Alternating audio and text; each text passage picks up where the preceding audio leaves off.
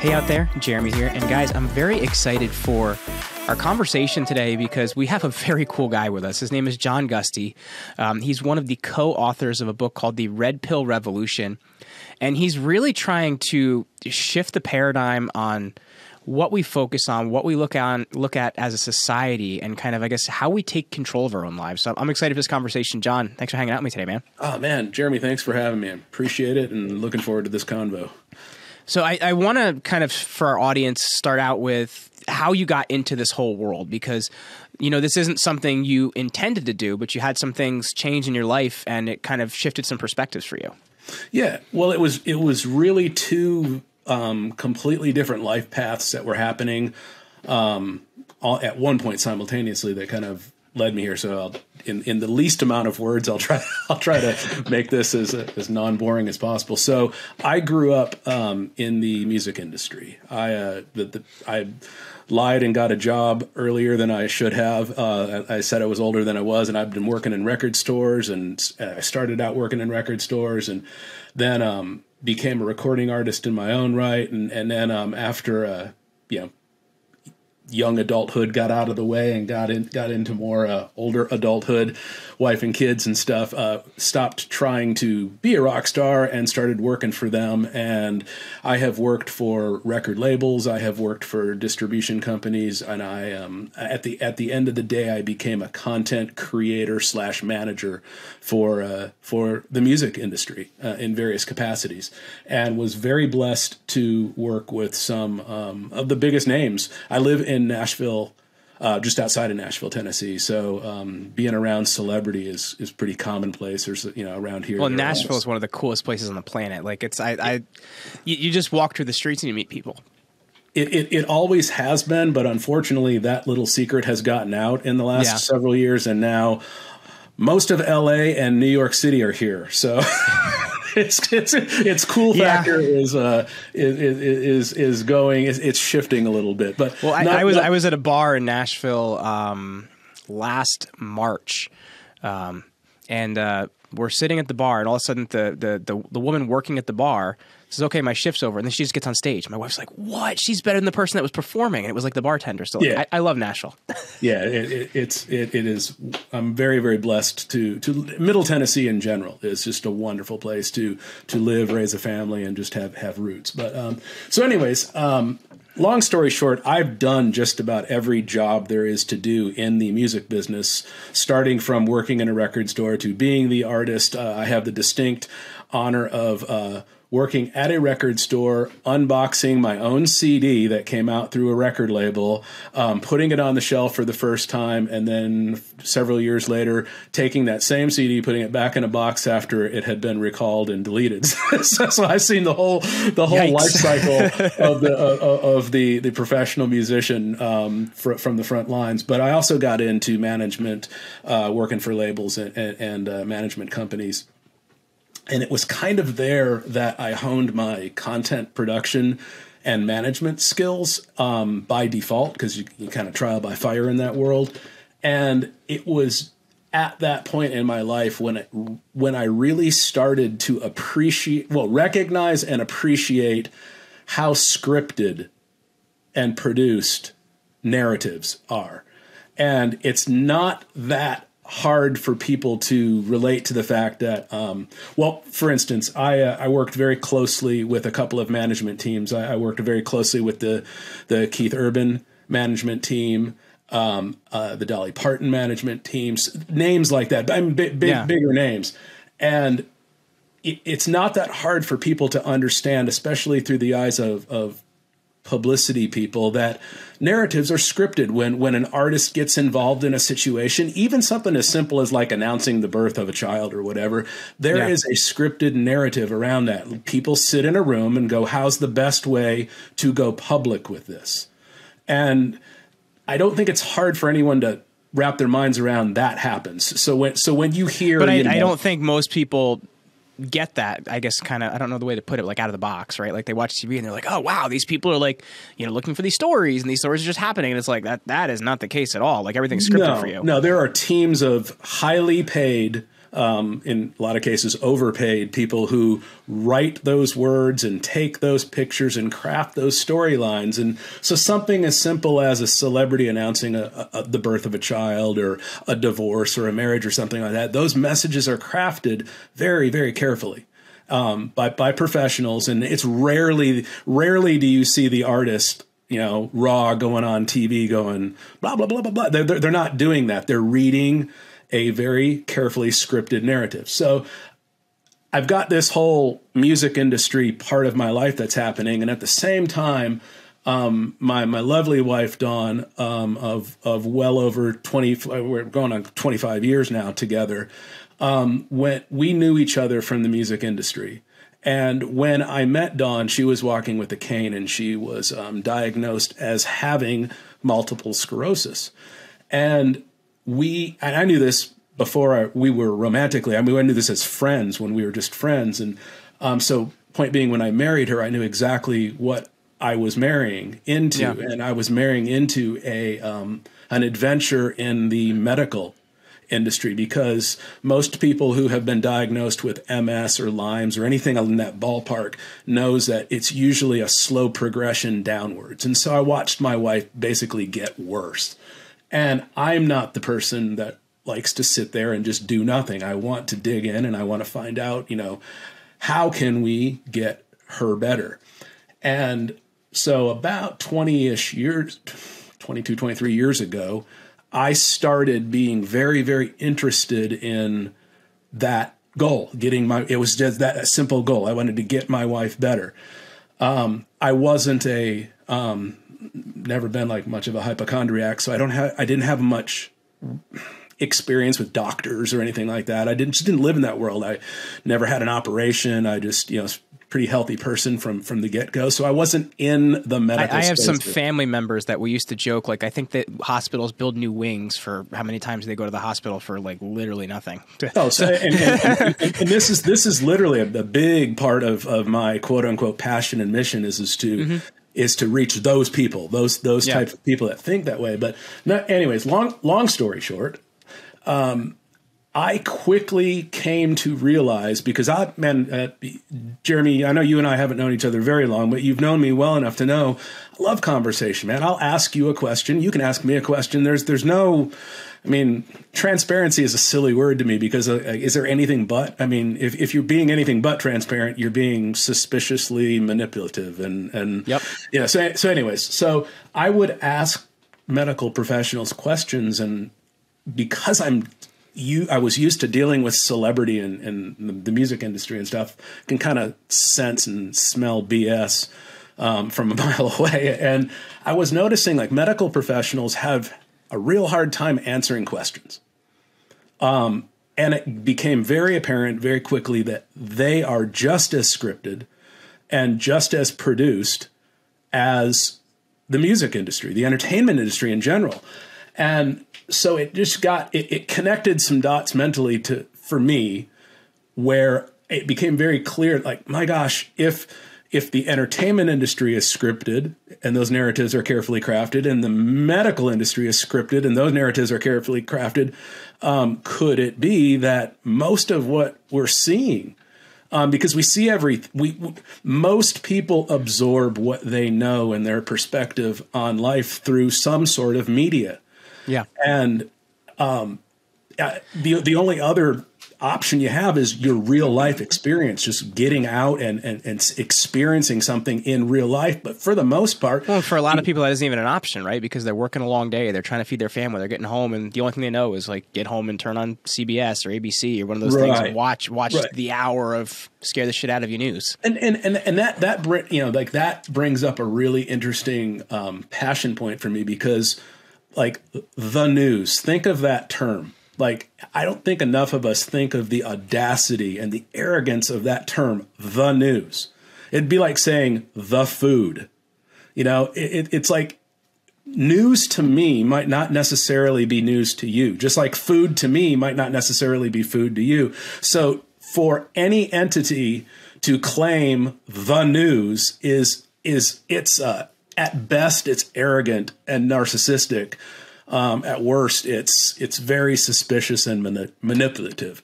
So to even have these entities, be it Fox, be it CNN, be it NBC, any of these entities claiming to be the news, again, it's arrogant and it's narcissistic.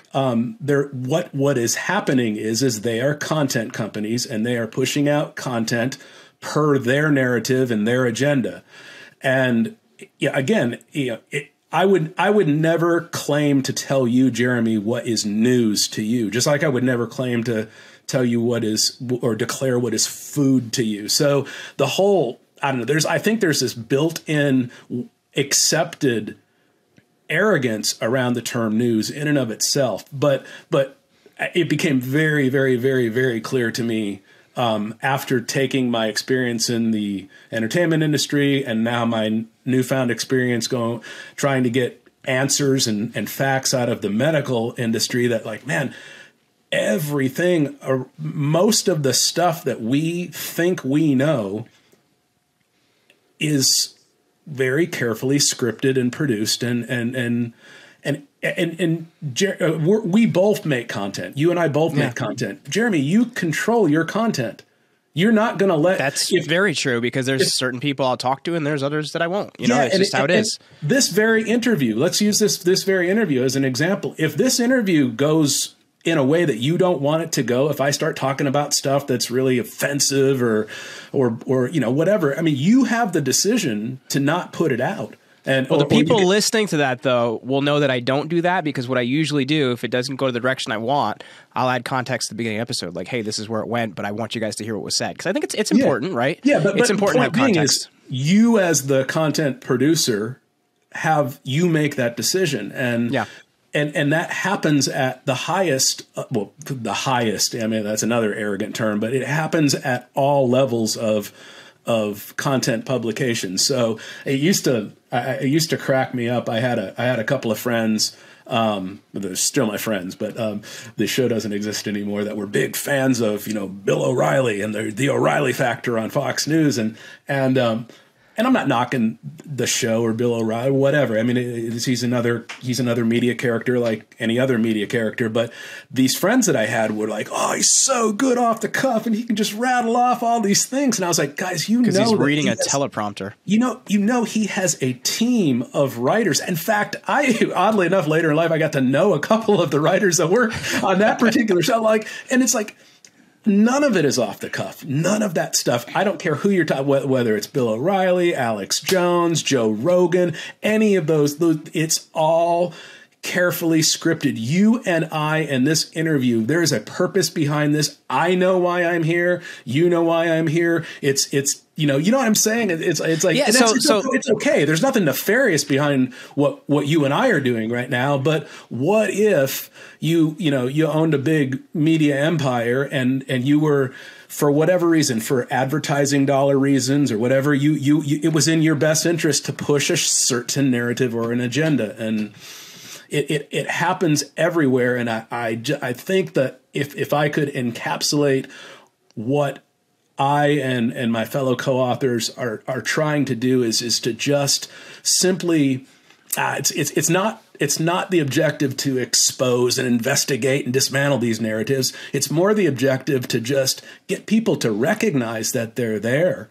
And more importantly, and this is something that we can get into later, but it's the power. We have this amazingly powerful thing within us to just simply ignore it. You can ignore things. You can turn things off. You can not listen. You can not watch. You can go on about your business. And it sounds so simple, but there is a big, big, big section of our culture right now that it's almost like they're in an abusive relationship with these narratives and this content, and they don't realize that all they have to do is leave. You know, they don't have to continue to be in that relation. They can just walk away. Well, I may push back on that in a few minutes, but I want to get to something else before we do. Yeah. And I guess like the concept of like a red pill revolution, then how does this fit in with that idea?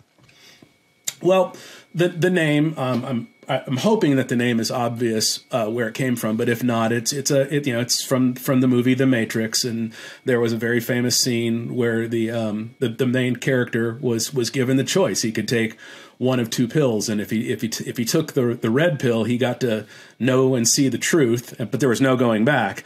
Or he could take the blue pill and just be, blissfully arrogant and comfortable and just continue with his life. And, and the main character takes the red pill and his eyes are opened and it's off to the races. It's a whole new world. So that's where that term came from. And that's really what we're talking about is you can remain. And I want to be very, very clear. The red and the use of the word red or the use of the colors red and blue is not meant to be associated with the red and blue. I will call it what it is. It's the religion of statism. There's the red people and there's the blue people, the Democrats and the Republicans here in this country, and it's just labeled differently elsewhere, but it's the same thing. That's not what we're talking about. We're not talking about red in that sense. It's simply a reference to the Matrix movie, and it's just that. It's making that choice. Do you want to continue moving through life? I don't want to say arrogant or naive, but do you want to be interacting with these agendas and these narratives to where they're controlling and manipulating your life, or is there another way to simply just ignore them? And there's so many more beautiful, constructive, creative aspects of life that just get lost because we as a culture are so caught up in corporate, commercial, media narratives. Well, I want to push back on just a little bit on what you said before that, the idea of pulling out. Because I think I can see the positive aspects and I understand why it's important to be able to do that. But I think at certain times, I don't think we always have the option to pull out. I'd love to get your perspective on that, because at the same time, those things also do care about you at times, right? So do you understand what I'm saying? You're you could pull out of the system, but certain parts of the system still care about you. Do you get what I'm saying? So I guess how do you I guess operate within that paradigm? Well, I'm going to push back on what you just said. You said the system cares about you. So let's not from a perspective of oh, John, we love you, but John, what the hell, man? well, let me answer your question by asking you this. All right. So, I'll just throw out a number. If you are over the age of 40 or even close to the age of 40, here's a little, I don't know, just a little. I'll be 36 in May, so I'm getting there. All right. Well, yeah, but this will still apply to you. Sure. You and I and our peers in our various age groups, we have not lived. I argue that we have not existed a day on Earth where we can point to anything of significance that the commercial corporate church of the red and blue people, all the stuff that goes down in the District of Columbia, there in DC, and all the people attached to that system, has that system in our lifetime. Can you cite one example? Have they made us overall healthier? Are things less expensive than they've been? No. Are the schools more efficient and churning out better quality, students? No. Are we less busy and less distracted? Just being caught up in earning a living just to survive? Are we more self-sufficient or better in any way? With any of the essential stuff, like shelter or water or food or just the general cost of living, has that system made any significant improvements in any of those categories that I just mentioned? And I will argue that I've been spending most of my adult life trying to think of any examples, and the only one that people I'll throw that out to people, and the only one that seems to come back is well, look at technology. Okay, well, I will grant you that from I actually would say from technology, they've stopped a lot of stuff. That's where I was going. Oh, okay. I was going to say, you look at what they've done to Tesla and Royal Raymond Rife and people like that. Right. Well, when I say technology, I mean technology as a vertical. Is like is the vehicle that I'm driving right now an improvement upon the horse and buggy, or simply walking? I mean, yes, you could say that is an improvement, but I think it's like a sub improvement. Well, I don't think you can credit government. Arguments that technology has hurt us. You can't credit government or the powers that be with that either, though. Like somebody built that thing. Well, we can credit government and the powers that be that we don't have cars that drive on air or water, or electricity, which Yeah, you're right. used to exist, prior to the, turn of the century. Anyways, but my point is you'd be hard pressed to find examples in our lifetime that system, the corporate commercial system of government, because we are governed by corporations. That is, I mean, and we can get into that if you want to, but we are I think government. They are commercial corporations. Well, I think looking at that then, like, so I get the concept, I get where you're going, but then how do we operate then by just, choosing not to? How do we make that part of it work? Okay, well, let's take food for example. Sure. And I'll use myself as the example. Every year I try to set these little personal goals or bucket list things for myself. And in 2017, my goal was to no longer purchase food for me or my family from the commercial grocery stores or anything like that.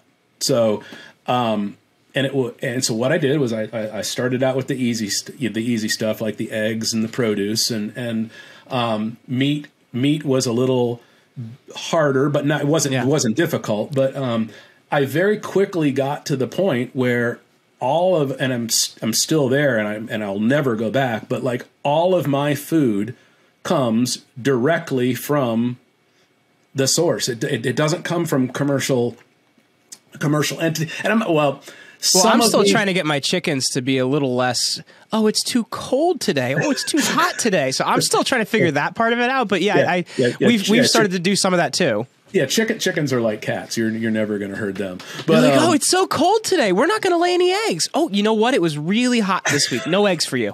No, like, come on, ladies. I get. They're like cats. But like I wanted to be food sovereign, and so I got myself food sovereign, and the beautiful part of that was along the way, all of the relationships that I developed and cultivated, and now those are some of like my dearest friends. It's not like the lady I get my eggs from. It's my dear friend Serena, and now I know her husband Mitch, who's an amazing beef farmer who he treats his cows and the land they grow on like the most intense microbrewery treats their beer.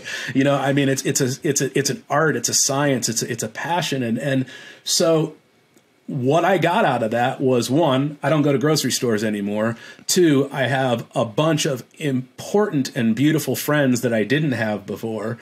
And the best part, I would say that was the best part, but next to the best part is everything that I'm consuming is most certainly to my advantage versus the commercial version of whatever it was, because I know that what I'm consuming doesn't have any a lot of commercial anything has got regulations around it, and so a commercial tomato is going to be sprayed and with stuff and grown in soil that had additives in it and stuff, and like the tomatoes I eat, I know exactly the dirt they came from, and I know what they're not being exposed to. So it's like I'm away from the commercial stores. I have incredibly beautiful and important relationships, and I'm better off because the end product that I'm consuming is better for me. So that's just in the food vertical, where I think even in the food vertical, like I know for me, like, you know, we're still kind of working on some of the stuff. I've only lived in this house for about a year, so we're still kind of establishing a lot of stuff. And we don't have a huge property; we got like 4 acres, but like we're still getting a lot of stuff in space. But like looking at even just eggs as an example, like an egg that you know have the chicken that you raise yourself that lays an egg, and you have that versus a store egg, it's very different, man.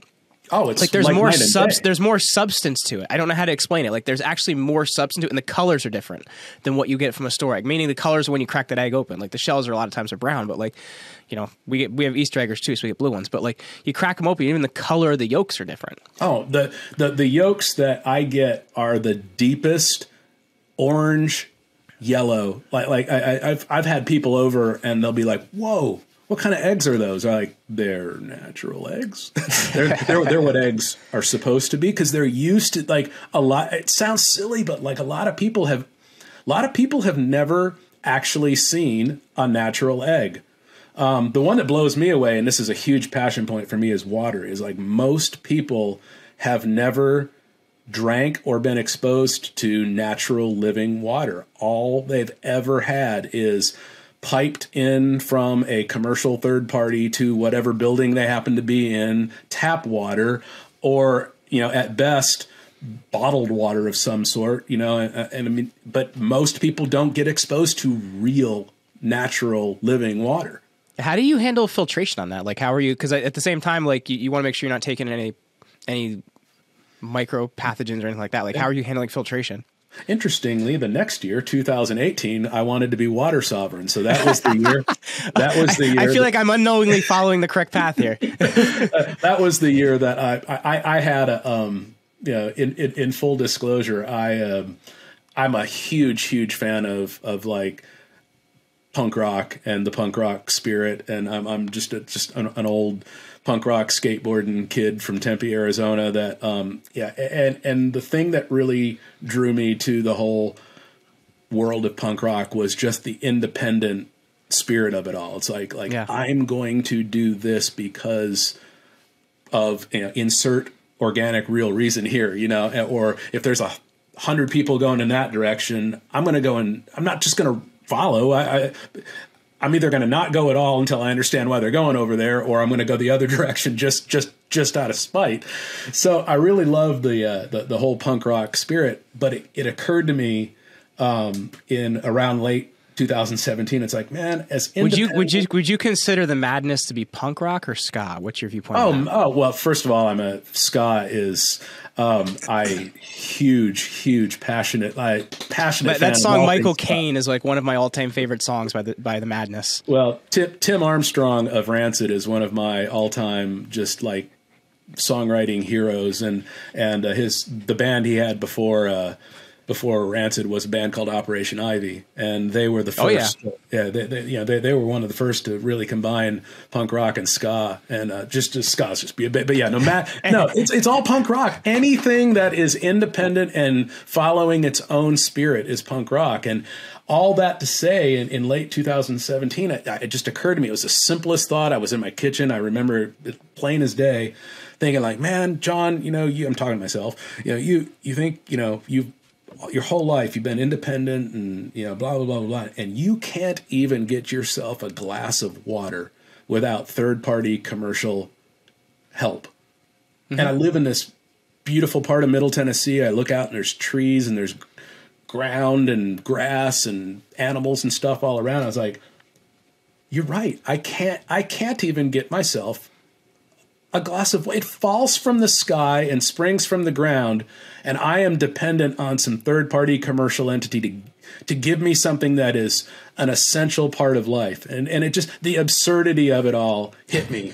And I was like, man, we're digging a well tomorrow. And so we got on it and got a well dug here. And so all of my water comes out of my ground. It's run through a filtration systems are great, but what they don't take out a lot of stuff. And one of the things I definitely wanted to make sure that I had completely out of my water was hydrofluoric silicic acid, aka fluoride, and it's in there even if you've got groundwater, so much tap water over the years from people watering their lawns and pools and stuff like that has leached into the ground that like even groundwater has got, hydrofluoric silicic acid in it. And so it comes out of my ground, goes through a filtration system in the house, but then I distill every drop of water that goes in my body and my family and pets. So how do you distill? Like osmosis, or how's that done? I have 2 tabletop distillation machines. They do about a gallon every 3 hours. Okay. And I've got 2 of them going, so I get 2 gallons of water about every 3 hours. So do you do the same thing for like showering and stuff too, or is that just for your drinking water? It does like that. That I'm not as concerned about because I've taken because my wife has an autoimmune disease. Or situation. I really don't like that word disease. I need to stop using it. But she has a situation that's autoimmune related. Like I want to make sure that she is not getting exposed to any unnecessary toxins. So our filtration system is probably better than most. But it's not distilled. Someday that's a goal. I'm going to have everything coming out of the taps distilled. But there are other fish to fry before I get to that one. So so that's food and water, but then I guess how would you pull out in other ways? Like I get kind of like, maybe blocking out all the social media and things like that, but I guess how do you pull out in other areas of your life, right? Like because there are other forces that affect us, right? Or can choose to affect us. So how does that work? Well, I mean, pick one. I mean, schools. I mean, well, we're homeschooling, so we've already we already opted out of that.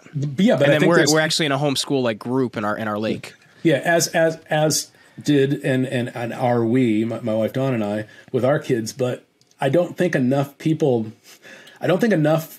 realize it's like if you ask somebody, do you live in government housing or do you have your own housing? And people are, I have my own housing. I don't want to live in government housing. Do you take government transportation or do you have your own transportation? I have my own transportation. I don't take government transportation.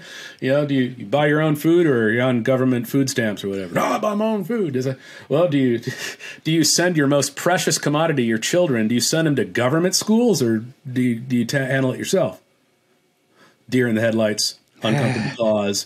A lot of people think that they don't think of it as government school, the same way they think of government housing or government. Well, that's the crux of where a lot of our problems come from, because it's creating the next generation.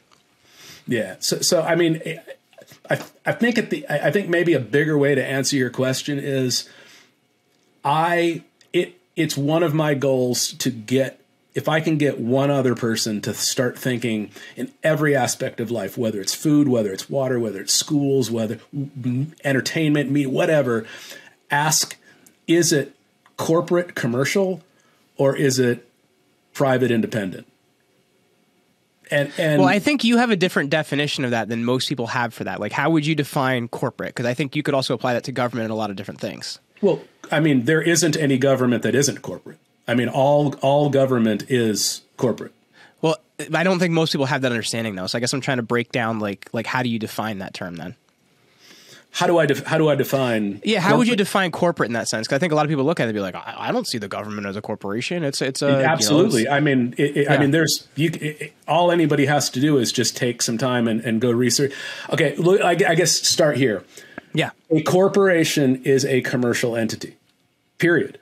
There's no such thing as a non-commercial corporate entity. Like maybe a better way to start is the difference between legal and lawful. Because that's a great place to start. So tell us about it. Because the legal world is a commercial world. Like everything legal is corporate and commercial, versus lawful, which is common law, which is not commercial. So all of our, we actually don't have any laws. Like there is no such thing as a speed limit law or a law against, whatever, alcohol or cannabis or whatever. Those aren't laws. Those are statutes. Those are policies and statutes. It's not law. The number of actual laws in existence, common laws, are actually, there's a small handful of them. But we don't live our lives on a lawful playing field. We live our lives on a legal playing field. So if you look, if you were to ask, I mean, anybody that knows a police officer or an official, ask them to say, hey, could you point me to the seatbelt law, of our state, or just pick a law. And what you'll get is you're going to get code. You're not going to get law. You'll get it's called the Uniform Commercial Code. It's the UCC, and it'll point you to some UCC statute or policy. That is all commercial. I mean, the second C in UCC is commercial. It's Uniform Commercial Code. So all corporations are commercial, period. There's no such thing as a non-commercial corporation. And the entities that are, I think, you're right, Jeremy. Probably a lot of people, I do need to step back and take. Well, no, because I'm just thinking most people don't have the understanding. Like, it makes sense to me and it makes sense to you, but I think a lot of people look at that and they look at, to them, a corporation is like Nestle or Amazon or something like that. They hear corporation and federal government and they're like, wait, what? Well, I think everybody has driven around their area, and maybe you've come. You usually see it in rural areas. You'll see like a town sign, and it'll say unincorporated. Incorporated. Yep. Yeah. Okay. So they're very, very far and few between anymore. But everyone that's listening or watching this right now could go to their town. It's on the city level, the town city level. It's on the county level, and it's on the state level, and it's on the federal level. There is I live outside of Nashville, right? So there is the city of Nashville is a corporate entity. Like you can see its filings, you can research and find when it filed to be, when it incorporated. So at one point, and I don't know the particular year, but at one point it was a lot of this happened in the 70s. At one point, the city of Nashville was an actual city. Like, when I say city, it's like ground that you could walk on and buildings that you could touch. There was a city, and it had an infrastructure around it. It had some sort of leadership infrastructure. But then when they incorporated, all of that infrastructure was abandoned, and they turned it into the City of Nashville, Inc., Incorporated. Now it is a commercial entity that exists only on paper. That's another thing too, is commercial things exist only on paper because they're not real. It's the term corporate fiction is a very real term. So anyone can do this with the town, unless you live in an unincorporated town, and if you do, man, you're lucky. But if for the rest of us that don't, go sit down with an official on the city level or the county level or even the state level, and you can ask to see the paperwork. You can look them up on Dun and Bradstreet, and you can see the little town that I live in is actually 3 different corporations. They have a corporation for the town itself, for the fire department, and then they have a corporation for the police department. So there's a little interesting thing right there. Is everybody's all up in arms in the last couple of years about the police. Yeah. And there's a big difference between police and sheriffs. Sheriffs are not commercial unless they've purposely incorporated themselves. The police departments are all commercial. The very term police is derived from policy. So they are commercial policy enforcement officers.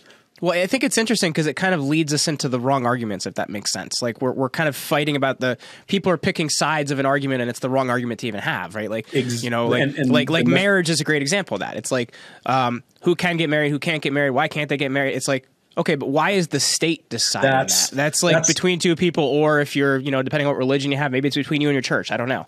That's one of my favorite Why is the examples. State deciding that? Well, because I think it's the most real to people. It's why are we fighting who can and can't? Why aren't we saying why do you get to decide? Yeah, that's actually one of the examples that I've found over the years has made a lot of people, to me, open their eyes and realize what's going on. Is like when you take the marriage example, it's like, I always say it this way, is like there are these supposed two sides, and this side is going, we've got the corporate commercial organization's blessing to do this thing and you can't have it.